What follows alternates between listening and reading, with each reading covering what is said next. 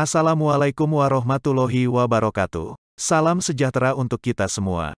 Apa kabar anak-anak semua? Semoga kalian dalam keadaan sehat walafiat. Selamat bertemu lagi dengan saya, Pak Makrus yang akan mendampingi kalian pada mata pelajaran bimbingan konseling pada semester ini. Sebelum mulai menyampaikan materi, Bapak ucapkan selamat atas kenaikan kelas kalian ke kelas 9.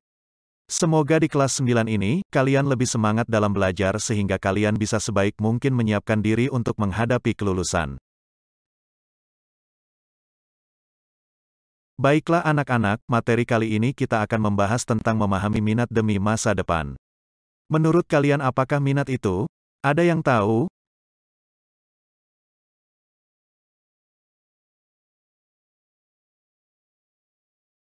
Minat merupakan sumber motivasi yang mendorong seseorang untuk melakukan apa yang diinginkan bila orang tersebut diberi kebebasan untuk memilih. Elizabeth B. Hurlock, 1999, halaman 114. Lalu, apa manfaatnya kita memahami minat kita? Setelah kita mengetahui dan memahami apa minat kita sesungguhnya, maka langkah berikutnya adalah memberi ruang agar minat itu mendapatkan kesempatan untuk terpenuhi dalam bentuk aktivitas yang sesuai sehingga akan menghasilkan suatu keahlian yang amat berguna bagi karir atau masa depan kita. Secara garis besar minat dapat dikelompokkan ke dalam 8 kelompok, yaitu 1. Kelompok minat outdoor, yaitu minat terhadap pekerjaan yang biasanya dilakukan di luar rumah atau alam sekitar. Misalnya petani, nelayan, peternak, pengawas bangunan, ahli geologi dan lain sebagainya. Maka dalam memilih program studi di perguruan tinggi dapat memilih jurusan misalnya, teknologi pertanian, kehutanan, teknik geologi dan lain sebagainya.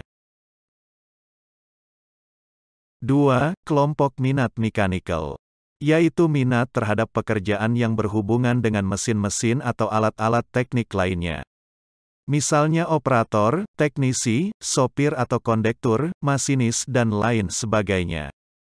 Maka dalam memilih program studi di perguruan tinggi dapat memilih jurusan misalnya teknik mesin, teknik perkapalan, teknik industri dan lain sebagainya. 3. Kelompok minat komputasional, yaitu minat terhadap suatu pekerjaan atau jabatan hitung-menghitung. Misalnya pedagang, akuntan, pemegang buku keuangan, dan sebagainya. Maka dalam memilih program studi di perguruan tinggi dapat memilih jurusan misalnya akuntansi, ekonomi, manajemen dan lain sebagainya. 4.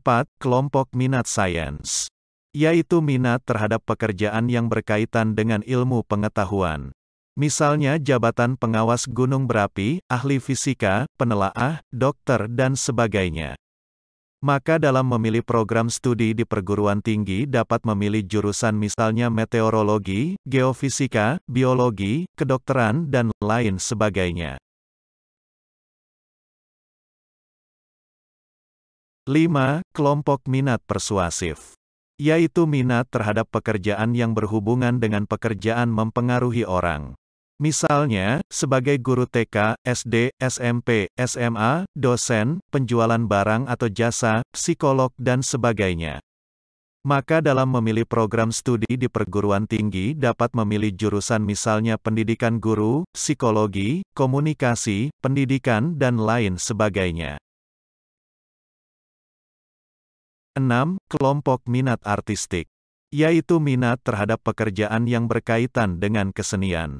Misalnya pekerjaan sebagai pelukis, pemahat, bintang film, dekorator, pelukis dan sebagainya.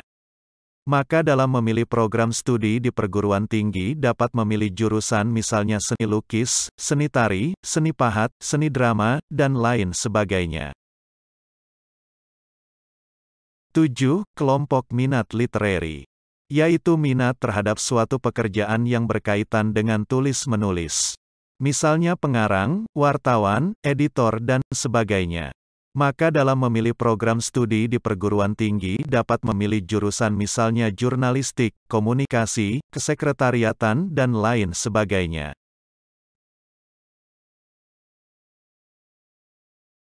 8. Kelompok minat clerical, yaitu minat terhadap pekerjaan yang berhubungan dengan pekerjaan administrasi. Misalnya sekretaris, staf di tata usaha, dan sebagainya. Maka dalam memilih program studi di perguruan tinggi dapat memilih jurusan misalnya administrasi negara, administrasi niaga, kesekretariatan, dan lain sebagainya.